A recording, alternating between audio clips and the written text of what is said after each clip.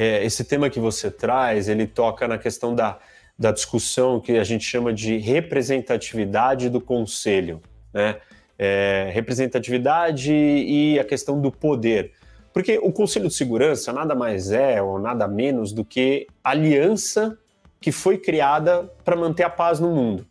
Então, naquele momento, os vencedores da guerra foi a aliança que se formou para vencer a guerra. E os formuladores, ou parte da ideia da criação da ONU, era: vamos trancar esses países muito poderosos numa aliança que, enquanto eles estiverem juntos, a gente não vai ter mais guerra mundial. Só que aí tem um problema, que é esse que você está descrevendo. Mas aqueles países continuam sendo os mais poderosos? Ou seja, para a gente falar em Terceira Guerra Mundial, a França é o país crítico nesse jogo? E a resposta é não. E por isso nós temos toda uma discussão em cima da reforma do Conselho de Segurança, que vamos alterar e trazer ou adequar essa aliança para a realidade do mundo mesmo. Para a gente evitar que o mundo entre em guerra, quais são os países principais que tem que estar na mesa para conversar? Numa guerra mundial, né? Estamos falando. E aí talvez a França não precise estar ali, nem o Reino Unido. Os Estados Unidos, a Rússia e a China certamente tem que estar. E aí você tem o case, né? Ou a demanda dos outros países que estão de fora. Os primeiros, assim, tem 4 grandes países aí que falam que tinham que estar lá sentados no Conselho de Segurança com assento permanente. Essa é uma outra distinção, não sei se todo mundo sabe, mas o Conselho é composto por 15 membros, 15 países. 10 são rotativos e 5 são permanentes. Os permanentes são os vencedores da Segunda Guerra, que é o P5, né? Que é Estados Unidos, Rússia, China, França e Reino Unido. Aí você tem 10 rotativos com mandatos de 2 anos. O que acontece? Se França e Reino Unido não representam mais, tem outros países que acham que tem que estar.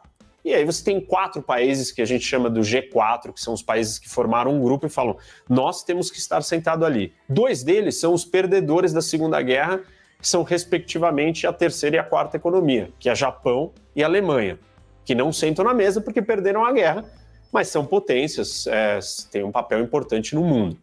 E os outros 2, um deles é a Índia, que tem uma bomba atômica, e esse também é uma característica do Conselho de Segurança, né? Todos os membros do Conselho estão autorizados pelo Tratado de Não Proliferação a terem armas atômicas, e eles têm, são os 5 únicos países do mundo que podem ter esse privilégio de ter a bomba atômica, de acordo com o tratado que praticamente o mundo inteiro assinou. E aí você tem, então, a Índia, que tem a bomba atômica e tem a segunda maior população. Então ela fala: como que vocês vão formar um conselho de poder de trazer estabilidade para o mundo e eu não estou dentro? E, por fim, tem o Brasil, que fala assim: não, peraí, mas eu também sou um país gigante, eu represento a América Latina. E aí essa frase é um pouco problemática e complicada, porque vários dos outros países da América Latina não aceitam isso, não aceitam que o Brasil se coloque como representante, porque não querem, porque existe rivalidade regional. E eu, inclusive, escrevi a minha dissertação de mestrado sobre a reforma do Conselho de Segurança, por que é tão difícil reformar o Conselho de Segurança, e eu identifiquei que um dos fatores de obstáculos para a reforma é a rivalidade regional. Então, o México e a Argentina vão fazer de tudo para evitar que o Brasil sente no Conselho. Do mesmo jeito que Espanha e Itália não querem que a Alemanha vá para o Conselho. Já tá bom, estamos aceitando a França e o Reino Unido, não vamos aceitar a Alemanha agora. E do lado da Índia, o Paquistão não quer, e do lado do Japão, pior de todos, a China não quer. Então, a reforma seria necessária para a gente trazer um conselho que represente mais a realidade do mundo. Mas mesmo assim, não sei se isso é possível, dado esse obstáculo e vários outros. Posso até falar disso depois, se quiser, eu comento um pouco mais sobre esses obstáculos.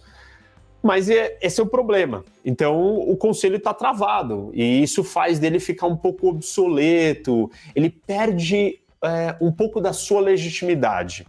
Porque alguns vão falar assim: pô, mas o conselho decidia a França?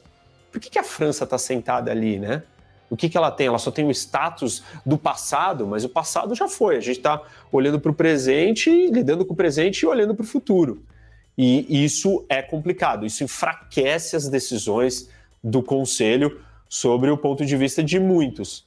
Mas sobre o ponto de vista de outros é até melhor nem mexer, porque eles não querem dar espaço para que outros países, como o vizinho Argentina, não quer. Fala, não mexe. Deixa o conselho como ele está, porque senão vocês vão botar o Brasil ali, aí eu vou ficar incomodado. Melhor não mexer.